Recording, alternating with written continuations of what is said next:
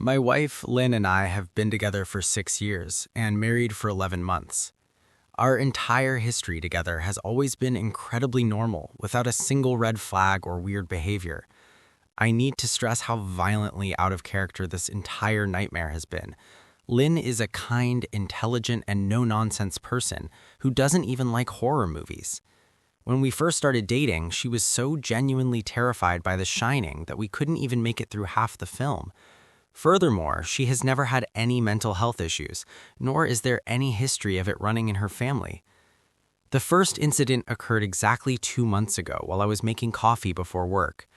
I took a sip of my coffee and hurried down the hall, only to notice Lynn peeking at me from around the corner.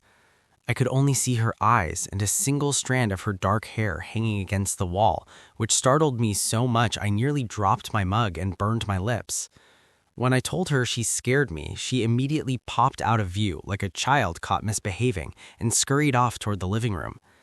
At the time, I found it slightly funny and assumed she was just trying to be a bit more playful, even hearing her laugh as I walked out the front door. But the next incident, which happened 3 days later, was entirely different.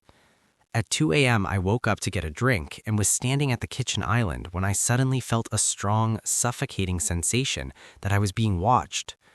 I looked down at the floor and saw Lynn peeking at me from the other side of the island, staring up with wide, unblinking eyes and a massive grin.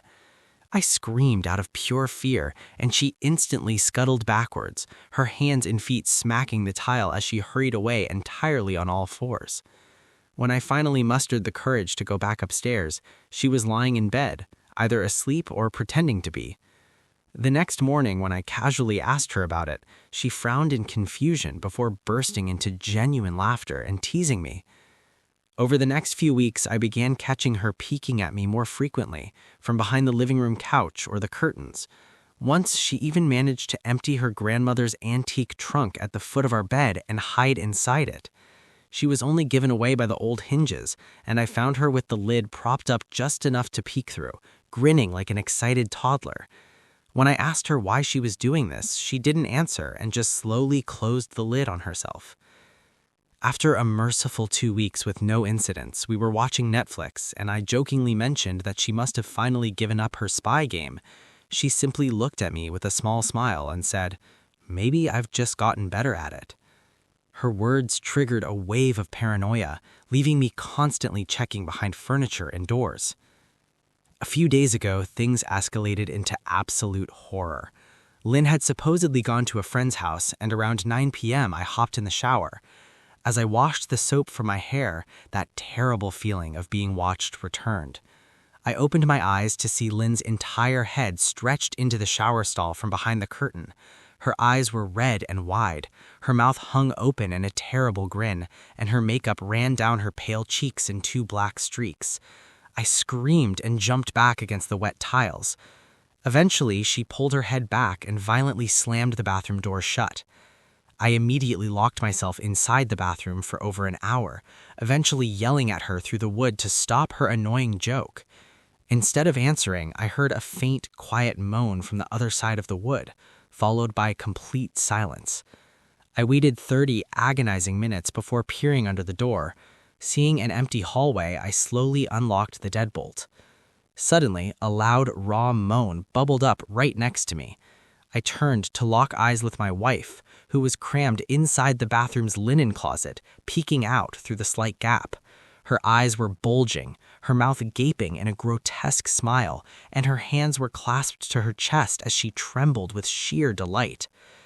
I somehow found the strength to rip the bathroom door open and bolted down the stairs, running out to my car in just my boxers as her shrill laughter echoed behind me. I drove 40 minutes to my brother's house, completely ignoring a flurry of texts from Lynn casually asking where I went. Chris and Rebecca let me crash on their sofa, but I was kept awake by terrible dreams of Lynn's smiling face. I woke up at sunrise and immediately felt that heavy pressure. My eyes drifted to the window beside the sofa, where Lynn's face was pressed directly against the glass, grinning wildly and drooling so heavily it left 2 long streaks down the pane. I jumped up and pounded my hand against the glass, screaming at her to stop her annoying joke. but her ghastly smile only grew. When Chris hurried downstairs, she vanished, leaving only the streaks of drool behind. Rebecca later mentioned that Lynn had stopped by the front porch to ask if I was awake. Rebecca noted that Lynn looked awful, like she hadn't slept in days. Desperate for answers, I called Lynn's mother, Marianne, despite our notoriously cold relationship. She was irritated and dismissive, but right before abruptly hanging up on me, her tone shifted with a strange urgency as she told me to seek professional help. Chris offered to come back to my house with me to try and coax Lynn into going to the hospital willingly. We arrived in the morning to find the front door ajar and were immediately assaulted by the sickening stench of rot. The house was completely dark, with all the curtains pulled tightly shut. As we walked upstairs, my shoes crunched over broken glass, and I looked up to see that one of our wedding portraits had been violently smashed, with all the glass removed from the frame. In our master bedroom, I opened the closet to grab a bag and discovered the source of the horrific smell. Soaking into the rug were at least a dozen eyeballs, meticulously laid out in pairs, seemingly collected from small animals. Chris took one look and retreated to the top of the stairs, gagging. As I shut the closet door, I felt someone watching me. Underneath the bed, curled on her side, was Lynn.